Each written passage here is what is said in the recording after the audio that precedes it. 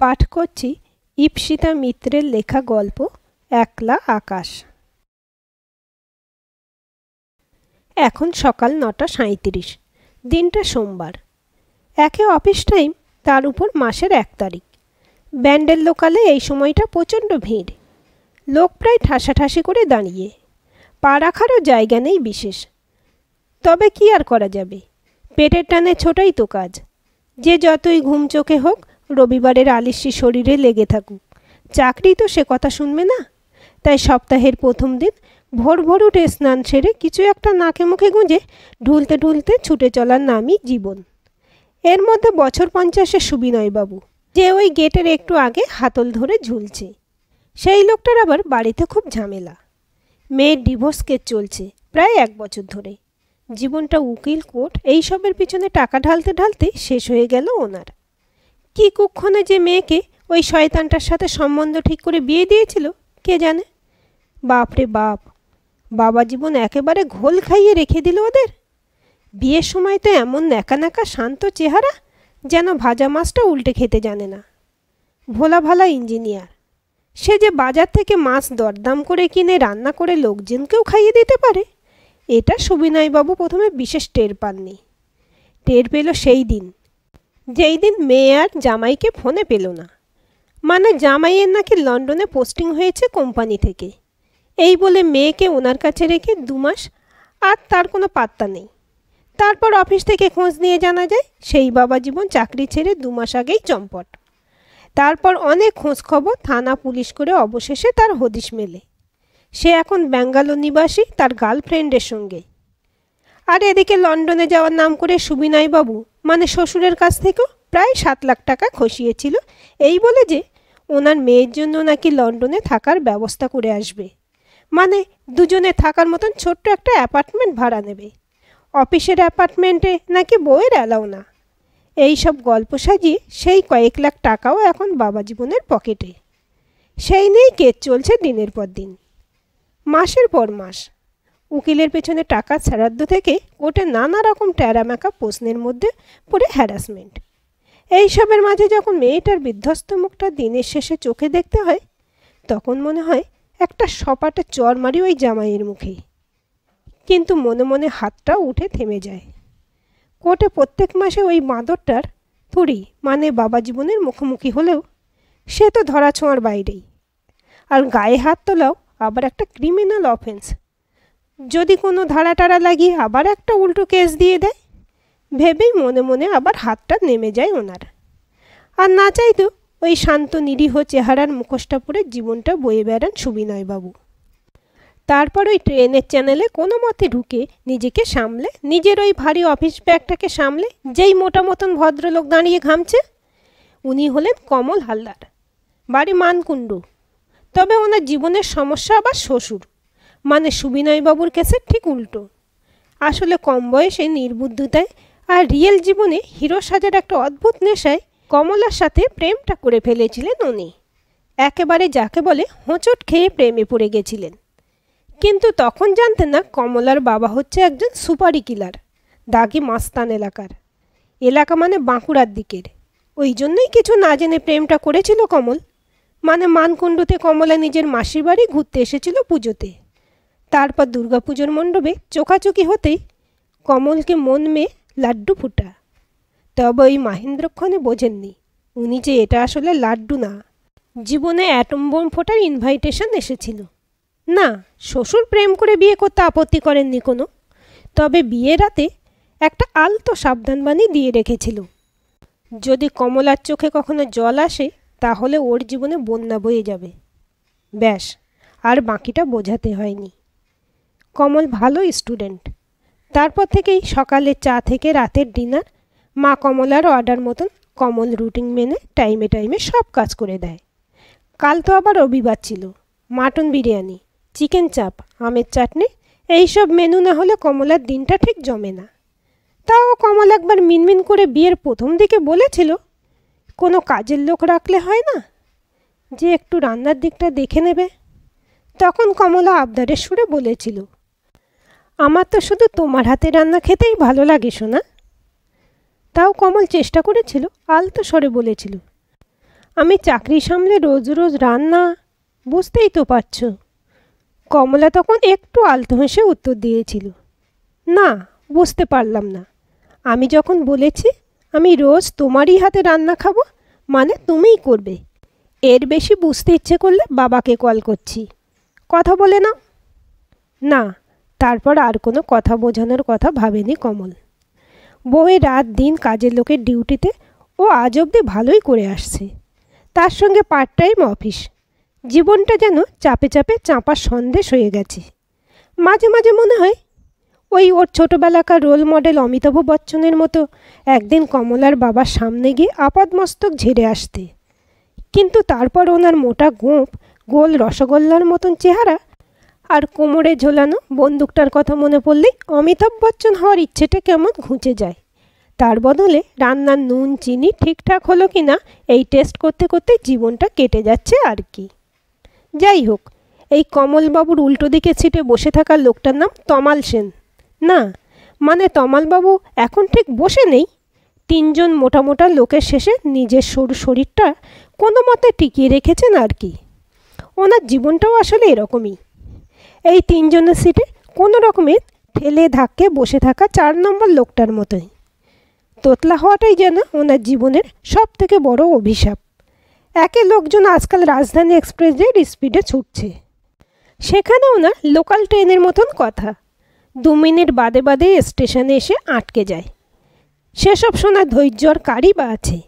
তার উপরে ঈশ্বরের কৃপায় শরীরটা একেবারে লেডিস ফিঙ্গার। গায়ে আর গতি লাগলো না। কেউ ফোঁ দিলেই উড়িয়ে দিতে পারবে লোকটাকে। তাই তার কথা, তার অস্তিত্ব জগৎ সংসারে আর কতটুকুই বা থাকতে পারে। অফিসে তো জুনিয়র স্টাফ থেকে চাপরাশি সবাই ওনাকে ডোন্ট কেয়ার। আর বাড়িতে 16 কলা পূর্ণ করে দেয় ছেলে। হ্যাঁ, বয়সে সে তমালবাবুর অর্ধেক, কিন্তু পুষ্টি তার শরীরে একটু বেশিই লেগেছে।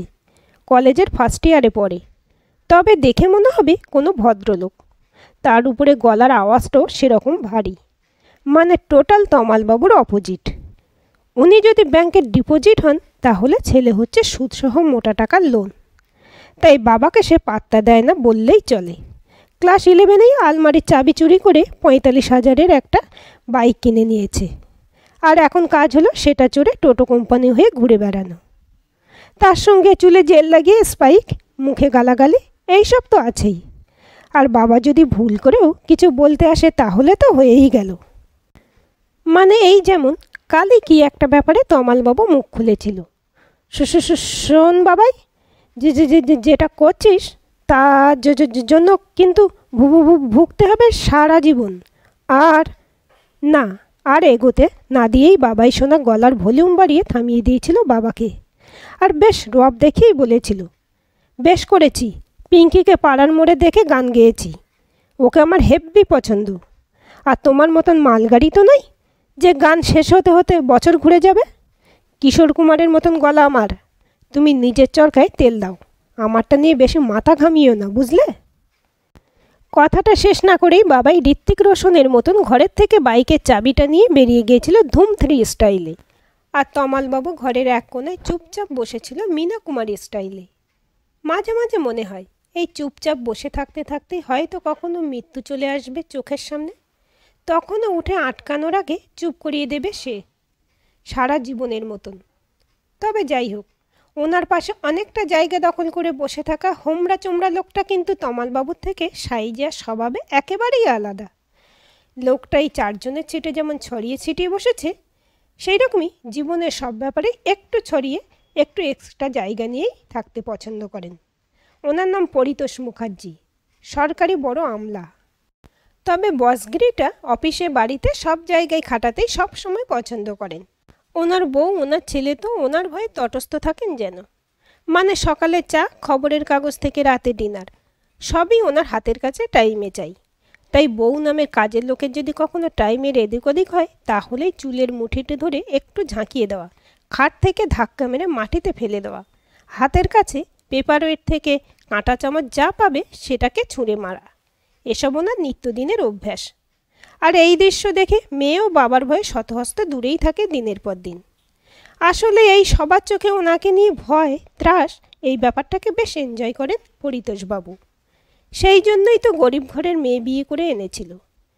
ওনার মতন আমলার ব্যাপারে পুলিশে কমপ্লেন কি, মুখ খুলে হাঁ করারও যাতে সাহস না হয় কখনো। আর অফিসেও তাই, দাবড়ে চেঁচিয়ে হুঁকার দিয়ে জীবনটা দিব্যি কেটে যাচ্ছে আর কি। তো এই ভিড়ে দাঁড়ানো এরকম অনেক কমলবাবু, বিমলবাবু, নন্দীবাবুদের জীবনে এক একটা জার্নি চলছে এক নাগারে। কারোর গাড়ি অনেক লেটে চলছে, তো কারোর আবার বিফোর টাইমে স্টেশনে অ্যারাইভ করার মতন অবস্থা, তো কারোর আবার গাড়ি এখনও প্ল্যাটফর্মেই দাঁড়িয়ে, গ্রিন সিগন্যাল আর পাচ্ছে না এগোনোর। তবে এই মুহূর্তে এই ভিড় ব্যান্ডেল লোকাল হাওড়া স্টেশনের কাশশেডে পৌঁছানো সিগন্যাল পেয়ে গেছে। তবে গাড়িটা এখন প্রত্যেকবারের মতন সব এনার্জি শেষ করে ধিকিয়ে ধিকিয়ে প্ল্যাটফর্মের দিকে এগিয়ে যাচ্ছে। এই এক কাশশেডে দাঁড়ানোর সময়টা যেন কারোরই কিছুতেই পার হতে চায় না। মনে হয় রসগোল্লাকেও সামনে ঝুলিয়ে রেখেছে, কিন্তু কিছুতেই খেতে দিচ্ছে না, এরকম একটা পরিস্থিতি। তো যাই হোক, এই মুহূর্তে কেউ শেষবারের ঘুমটা আরেকটু ভালোভাবে ঘুমিয়ে নিচ্ছে, তো কেউ নিজের অফিস ব্যাগটা ট্রেনের বাং থেকে নামিয়ে রেসে নামার জন্য রেডি হচ্ছে। যে গাড়িটা থামলেই সবার আগে ট্রেন থেকে লাফ মেরে নেমে এগিয়ে যেতে হবে ফাস্ট হয়ে। আর ঠিক এই সময় ট্রেনের অলস সময়টাকে কাঁপিয়ে হঠাৎ একটা চোর চোর চিৎকার উঠল ব্যান্ডেল লোকালে। যারা ঘুমোচ্ছিল তাদের ঘুম এই আওয়াজে হাওয়া। যারা দাঁড়িয়েছিল চ্যানেলে তারা আরও গেটের দিকে এগিয়ে এলো, আর যারা বসেছিল তারা উঠে দাঁড়ালো। সামনে কী দৃশ্য চলছে সেটা দেখার এখন প্রত্যেকেরই একটা কৌতূহল। এই সময়ই একটা বছর 45-এর লোক চেঁচিয়ে চেঁচিয়ে বলল, আমি হাতে নাতে ধরেছি, এই ছেলেটা অনেকক্ষণ ধরেই আমার পাশে দাঁড়িয়েছিল, আর একটু হলেই আমার পার্সটা নিয়ে হাওয়া হয়ে যাচ্ছিল আর কি। কেমন লাগে বলুন, দিনে দুপুরে ডাকাতে যাকে বলে। ইস, কি মহা ধরিবার ছেলে রে বাবা। কথাটা শুনে আশেপাশের লোকগুলোর এবার হো হো করে চেঁচিয়ে উঠল। তাদের ভিড়ে এই চোররূপী ছেলেটা এখন কুঁকড়ে, গায়ের জামা ধরে টানাটানি করে একটা হাত ছিঁড়ে গেছে ওর, বোতামগুলো অর্ধেক খুলে গেছে এখন, তার মধ্যে দিয়ে অসংখ্য ফুটো হওয়া স্যান্ডো গেঞ্জিটা বেরিয়ে আছে শরীরে। ওর হাতটা ধরেই ওকে এই 4-5 মিনিটে কয়েক ঘা মারা হয়ে গেছে, তাই মুখের কাছে কালশিটের রঙের মতন লাল হয়ে রয়েছে, চুলটা উস্কো খুস্কো, চোখ দুটো যেন অনেক দিন ঘুম না হওয়া নির্ঘুম আজ। তার মধ্যে এইবার সরকারি অফিসের বড় আমলা পরিতোষবাবুর হঠাৎ ছেলেটাকে দেখে ওই হুঙ্কারটা দেওয়ার ইচ্ছে হয়ে উঠল কেমন। তাই উনি বেশ নড়ে চড়ে নিজের বড় শরীরটাকে এগিয়ে নিয়ে এসেছে ছেলেটার কলার ধরে চেঁচিয়ে উঠে বলল, এই ট্রেনের গেটে বাঁধুন এটাকে সবাই, প্রত্যেকে নামার আগে এই মালটার গালে একটা করে থাপ্পড় মেরে তবে নামবে, তারপর পুলিশের কাছে হ্যান্ডওভার। চুরি করার জন্মের মতো ঘুঁচে যাবে এবার। কথাটা শুনে বেশ অনেক লোকই এবার আরও উত্তেজিত হয়ে গেল যেন। ঠিক ঠিক, হোক বাঁধা, মারা হোক এটাকে। এইসব প্রতিবাদী ইনকলাব জিন্দাবাদের মতন শব্দের ট্রেনের কামরাটা গর্জে উঠল মনে হয় এখন।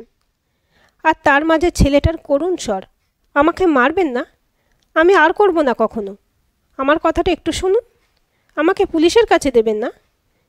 এইসব কথাগুলো কোথায় একটা ঢেকে গেল যেন।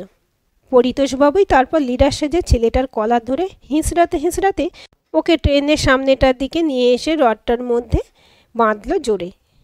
তার আগে অবশ্য একজন দায়িত্ব নিয়ে দড়িটা জোগাড় করে এসেছে। এবার এই কাশশেডে দাঁড়িয়ে থাকা ট্রেনটা থেমে থাকা সময়টা সবার কাছেই বেশ ইন্টারেস্টিং হয়ে উঠল। চোর ধরার মতন এত বড় কাজ করেছে বলে কথা, যেটার জন্য কিনা গোয়েন্দা পুলিশ কত কি লাগে। আর তার উপরে এই বাজারে যদি সত্যিই কারোর মানি ব্যাগটা হাওয়া হয়ে যায়, তাহলে তো আর নাজেহাল হওয়া শেষ থাকবে না। ATM card, debit card, identity card, কত দরকারি জিনিসই তো থাকে। না, এরকম কাজ যে করে তার মার খাওয়াটাই ঠিক। এই ভেবেই কামরার একজন এসে দরজায় বাঁধা ছেলেটাকে কখনো চুলের মুঠি ধরে টেনে দিল, কখনো পিঠে, কখনো হাতে, কখনো গালে ভালো করে চত্থাপ্পড় বসিয়ে দিল। এর মধ্যে সুবিনয়বাবু আচমকে এসে ছেলেটাকে দুটো কষিয়ে চড় মারল দুগালে। একে গরম, তার উপরে ভিড়, রাগে এখন ওনার শরীরটাও কেমন গরম হয়ে গেছে। হঠাৎ মনে হচ্ছে ওইভাবে ট্রেনের দরজায় যদি কেউ ওনার জামাইটাকে বেঁধে বসিয়ে রাখতে পারত, তাহলে যে কি ভালো হতো। বারবার ভিড়ে ঠাসা মুখগুলোর মধ্যে সেই বাবা জীবনের মুখটা যেন চোখের সামনে ভেসে উঠছে ওনার, তাই রাগটা বেড়ে বেড়ে দ্বিগুণ 4 গুণ হয়ে যাচ্ছে। আর সেই সমস্ত রাগ নিজেই উজাড় করে দিলেন উনি চোরটার গালে। জামাইকে তো আর এইভাবে জীবনে হয়তো থাপ্পড় মারার সুবর্ণ সুযোগটা পাওয়া যাবে না, তার বদলে এই চোরটাই সই। কারোর উপর তো রাগটা বার করা গেল। একই অবস্থা ওদিকে কমলবাবুরও। শ্বশুরের সামনে তো আর এই জীবনে অমিতাভ বচ্চন হওয়া গেল না, কিন্তু এই ভিঁটে এনো কি তা বলে ভিজে বেড়াল সেজে বসে থাকবে একটা এত বড় চোর সামনে? তাকেই নয় একটু নিজের স্কিল দেখিয়ে আসা যাক। কথাটা মনে হতেই উনি ছেলেটার মাথার চুলের মুঠিটা ধরে বেশ কয়েকবার ঝাঁকিয়ে দিয়ে এলেন। এখন বেশ প্রাউড ফিল হচ্ছে নিজের উপর। মনে হচ্ছে যদি কেউ একটু ভিডিওটা করে বউকে দেখাতো তাহলে হয়তো কথায় কথায় বাবার হুমকি শুনতে হতো না। এমনকি আমাদের গোবেচারা তমালবাবু আজ খোলস ছেড়ে বেরিয়ে এসেছে। তোতলা বলে কি মানুষ না? বাইরের লোক, নিজের ছেলে, সবাই সারা জীবন অপমানই করে যাবে, ও কখনো কাউকে ফেরত দেবে না। এটা হয় নাকি? এসব ভেবেই চোরের পিঠে গিয়ে 4-5টা গুম গুম করে ঘুষি মেরে এলো। ইস, এরকমটা যদি কাল ছেলের পিঠে মারতে পারত, কথায় কথায় ও ঋত্বিক রোশন সাজে বেরিয়ে যেত। যাই হোক, এইভাবে প্রায় 50-60 জনের চর থাপ্পড় ঘুষি খেয়ে 10 মিনিটের ভেতরে ট্রেন যখন প্ল্যাটফর্মে ঢুকলো তখন এই আধমরা ছেলেটাকে পুলিশের হাতে তুলে দেওয়া হলো দায়িত্ব সহকারে। তখন অবশ্য চোর একেবারে নিস্তেজ। দাঁত ফেটে রক্ত গড়িয়ে পড়ছে গালে। গায়ের জামা, ওই শতছিন্ন স্যান্ডো গেঞ্জি এখন পুরোপুরি ছিন্ন। সারা শরীর জুড়ে লাল লাল কালশিটের দাগ ভর্তি। চুলগুলো এলোমেলো ছন্নছাড়া, একদম ওর জীবনটার মতন। আসলে একটা সময় ভেবেছিল বিকম পাশ করে কোনো বড় পোস্ট না হোক, গ্রুপ ডি পোস্টে একটা চাকরি ঠিক জুটিয়ে নেবে সত্য। তবে বেকারের রাজ্যে পৃথিবী গদ্যময় কথাটা বিকম পাশ করে বুঝল। ওর মতন হাজার হাজার গ্র্যাজুয়েট রোজ চাকরি খোঁজার লাইনে এসে ভিড় করে। সেখানে সেদিন থেকে আর একটা নাম যুক্ত হলো, সত্য বসু। তার মধ্যেও 2-4টে টিউশনই করত, কিন্তু তাতে আর কতটুকু কি হয়? বড়জোর নিজের হাত খরচ। বাবাই এর মধ্যে যেই কারখানায় চাকরি করত সেটাও হঠাৎ বন্ধ হয়ে গেল। তারপর অভাবটা যেন হাত পা গজিয়ে আরও বেড়ে উঠল দিন দিন। দুবেলা ঠিক করে ভাত জোটানোই কেমন দুষ্কর হয়ে গেল সত্যর বাড়িতে। অনেক সময় রাতে ফ্যান খেয়ে ঘুমিয়ে পড়ার অভ্যাস শুরু করতে হলো জীবনে। এই অবধিও তাও কোনোভাবে জোর করে কষ্টে শিষ্টে চালিয়ে নিচ্ছিল ওরা। কিন্তু তারপর কাল রাতে যখন হঠাৎ বাবা বিছানা থেকে উল্টে ঘরের মেঝেতে পড়ে গেল, একদম বিনা নোটিশে যেন আকাশ ভেঙে পড়ল মাথায়। Stroke attack. এই রকম হঠাৎ করে এসে সব এলোমেলো করে দেয় রোগটা। সুস্থ বাবা চোখের সামনে কেমন প্যারালাইজড হয়ে গেল। হাত পা এর আঙুলগুলো জোর করে আর নাড়াতে পারছে না। মুখটা একদম বেঁকে গেছে। এই মুহূর্তে কয়েকটা ওষুধ দরকার খুব। হসপিটালে ফ্রিতে এখন শুধু মাটির নিচের প্লাস্টিকটা দেয়, বেডও পাওয়া যায় না। সেখানে ওষুধ তো মহার্ঘ। যতটুকু টাকা বাড়িতে জমানো ছিল তারপর টিউশনের বাড়িগুলো থেকে অ্যাডভান্স নিয়ে শুধু অক্সিজেন আর স্যালাইনের খরচটা উঠেছে। কিন্তু ওষুধ, সেটা যে আর কোনোভাবেই জোগাড় করতে পারছিল না সত্য। কত আত্মীয়দের কাছে গেল, পায়ে পড়ে ভিক্ষা অবধি চাইল, কিন্তু কেউ সান্ত্বনা ছাড়া ওকে কিছু ফেরত দিতে পারল না। আবার কেউ কেউ তো সেটাও না দিয়ে দূর দূর করে তাড়িয়ে দিল। এইসবের মধ্যে কি করবে না করবে ভাবতে ভাবতে স্টেশনের সামনে এসেছিল ও আনমনে। আর সামনে দাঁড়িয়ে থাকতে দেখেছিল ভিড়ে ঠাসা ব্যান্ডেল লোকালকে। কিছু না ভেবেই তারপর উঠে পড়েছিল ও। চোখের সামনে তখন শুধু বাবার মুখটা ভেসে উঠছিল। তখন সব ঠিক ভুলের হিসেব ছাড়িয়ে শুধু একটা মুখ। বাবার এখন নিশ্চয়ই খুব কষ্ট হচ্ছে শ্বাস নিতে। ওই হসপিটালের নোংরা মেঝেটাই পড়ে নিশ্চয়ই চোখের সামনে এটা ঝাপসা হয়ে আসছে বারবার। মা একা বাবার পাশে বসে কি করছে এখন? হাত পাখা দিয়ে সমানে হাওয়া দিয়ে যাওয়া ছাড়া তো মা আর কিছু করতে পারবে না। বাবাকে একা ফেলে তো কোথাও টাকার জোগাড়ও করতে যেতে পারবে না। ওই হসপিটালের পুরনো পুরনো ছাদ, চুন ওঠা দেওয়াল, ওষুধ গন্ধ, রোগের ভিড়ে কি বাবার চোখ এই মুহূর্তে সত্যকেই খুঁজছে? নিশ্চয়ই মনে হচ্ছে ছেলে ঠিক আসবে সব কষ্ট দূর করার ওষুধ নিয়ে। কথাগুলো ভাবতে ভাবতে সেই দিন সত্য জীবনে প্রথম একজনের পকেটে হাত ঢুকিয়েছিল। ওর যে সেই সময় মানি ব্যাগটা খুব দরকার ছিল, টাকার খুব দরকার ছিল। তবে কাঁচা হাতের কাজ তো প্রথম চুরিতেই ধরা পড়ে গেল। আর তারপর তো এই গল্পটা শুরু থেকে যারা পড়ছে তারা এর পরের গল্পটা সবাই জানে। শুধু ওই ট্রেনের প্যাসেঞ্জারগুলোরই যা সত্যকে জানা হলো না। ওর কিছু বলার শোনার আগে চোখ মুখ ফাটিয়ে চোর ধরার আনন্দে সবাই নিজের নিজের গন্তব্যের দিকে রওনা হয়ে গেল।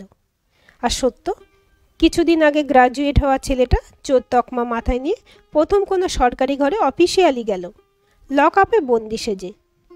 তবে সেই দিন সত্যর বাবা শেষ মুহূর্ত অবধি অপেক্ষা করেছিল। যতক্ষণ চোখের সামনে সবটা অন্ধকার হয়ে আসে ততক্ষণ উনি আশা করছিলেন সত্য ঠিক আসবে, ওষুধ ইঞ্জেকশন সব নিয়ে। মাত্র আর কিছুক্ষণ, একটু সহ্য করে নিক, একটু জোর করে শ্বাস নিক, ঠিক ছেলে আসবে। সব বাধা পেরিয়ে ওই ছোটবেলার মতন দৌড়ে এসে জড়িয়ে ধরে ঘুম থেকে ডেকে তুলবে বাবা বাবা বলে। এখনও যেন আওয়াজটা বাজছে কানে ওনার, ওই শেষ মুহূর্তের আওয়াজ, সব অন্ধকার হয়ে যাওয়ার আগে শোনা আওয়াজ। ছেলের গলা উনি স্পষ্ট শুনতে পাচ্ছেন এই আবছা পৃথিবীতেও। আজকের এই গল্পটি আপনাদের কেমন লাগলো কমেন্ট করে জানাবেন। ভালো লাগলে অবশ্যই একটা লাইক দেবেন আর চ্যানেলটি সাবস্ক্রাইব করে সাথে থাকবেন।